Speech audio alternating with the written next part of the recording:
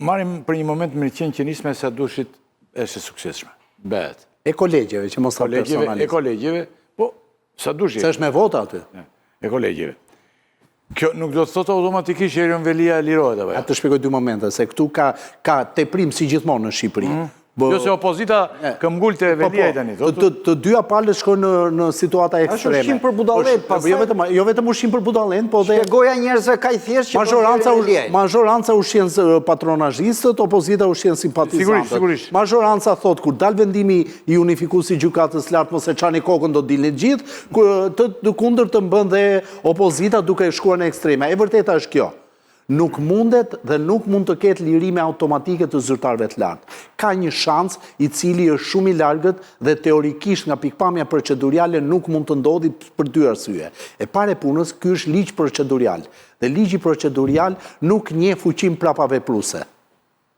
Që do të thotë, ndryshim procedurial.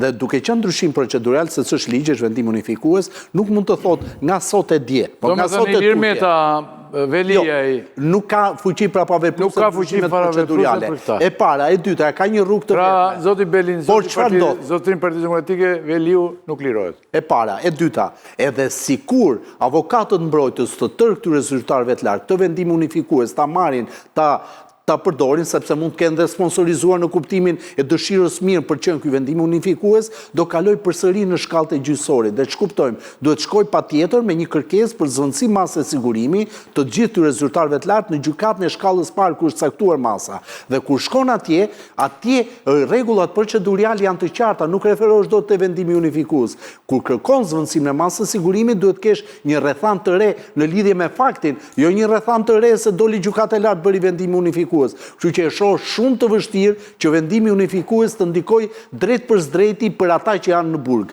Për këta sot e tutje që do të caktohet pasi të marret vendimi i gjykatës kushtetuese, gjykatës lartë, patjetër që është diçka shumë pozitive, se të paktën vitin e parë dhe vitin e dytë gjykatat shqiptare do e mbajnë mend që është ky vendimi unifikues dhe do përpiqen ta zbatojnë me siguri të ulët juridike, sepse dikush e interpreton, dikush nuk e interpreton. Pra, nuk është se vendimi unifikues i gjykatës lartë automatikisht nxjerr zyrtarët e lartë nga burgu. Nuk mund të ndodhë kjo.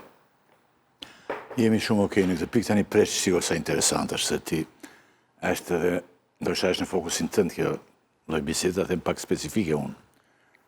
Nisma sa dushi, kolegjet të drejt, mos e privatizojnë për sa dushin.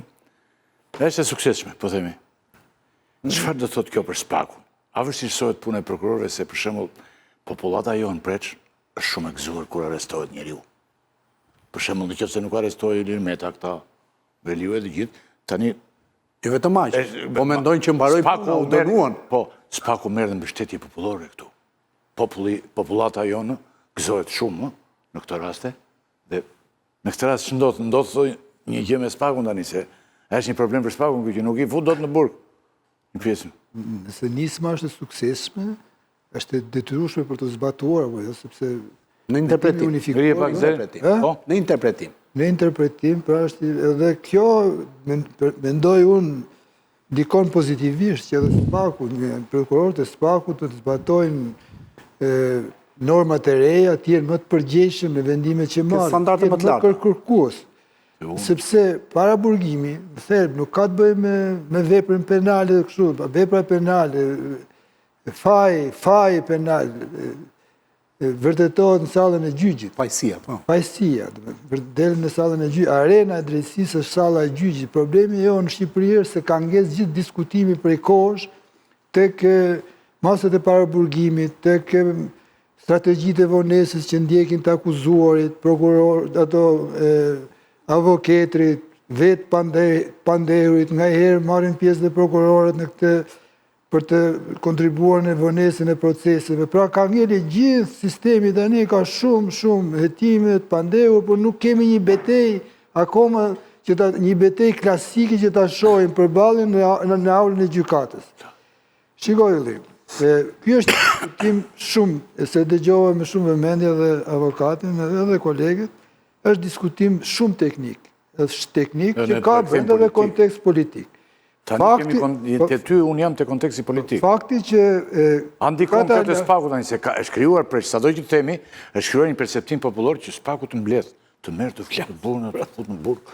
Edhe gëzohet popullata, se ka qenë që më kone në verorës kjo? Natyrën një minutë, sepse do të majmë parasysh një gjë që Shqipëria në ka dalë në listën e vendeve numër më të lartë paraburgimeve, edhe ka 2569 paraburgosur, por shumica dërmuese tyre, shumica dërmuese janë paraburgosur nga prokuroria e gjykatave të rrethave. Spaku këtu ka një përqindje shumë të vogël. Pra është natyra e diskutimit që bëhet në Shqipëri dhe mandej politika vetë, edhe mazhoranca, edhe Rama, ka përdorur këtë dhënë që e turpnon Shqipërinë, që është e vërtetë, me këtë numër kaq të madh paraburgosur që janë njerëzit e thjeshtë. E ka marrë për të ngritur pjacën, për të shtruar problemin për Belinda Ballukun dhe për zyrtarët e lartë. Këtu kemi të bëjmë një problem të madh, nuk t'i fusim në një thes.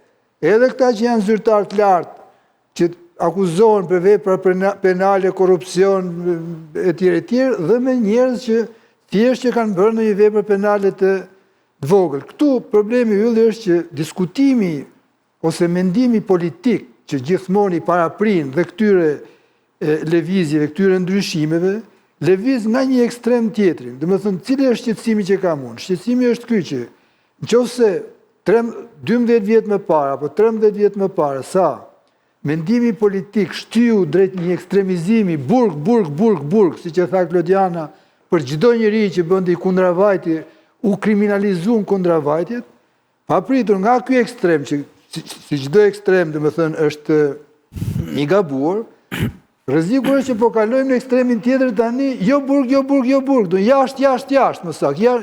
Shiko, vendimet për paraburgimin e merr prokurori, pastaj e konfirmon e certifikon ose jo gjyqtari. Është detyra e tij, është përgjegjësia e tij, ai është prokurori i shtetit. Natyrisht që unë bi dakord këtu me atë që u tha dhe që ndoshta po reflektohet që do kërkohet argumentim, sepse këtu deri tani prokurori, domethënë, e deklaron që e shpjegojë, duhet ta shpjegojë, duhet ta argumentojë mënyra se si ligji duhet edhe ligji duhet të operojë në argumentim, po duhet të jesh konkret për çdo person. Me fakte. Për shembull thot gjykata e Strasburgut, më fal, ke rasti Gëllçi dhe 2 raste tjera, se marrim Gëllçin se e kujtojmë. Dhe në 2 raste tjera, gjykata e Strasburgut çfarë thot? Ato dyshimin për rrezikun e personit, ti nuk mund ta kesh shablon, nuk mund ta kesh kështu në ajër. Ti duhet ta kesh konkrete. Po themi kot, ai thot në rast se ti jeton, me që e kujtojmë, në një zonë kufitare, ku hyn e del gjithmonë në republikën tjetër, ku je aty, mund të rrish një ditë atje dhe ke shumë rrezik të ikësh në krahasim me atë që është në qendër të Shqipërisë. Po them kot e një rast, si ta konkretizojmë.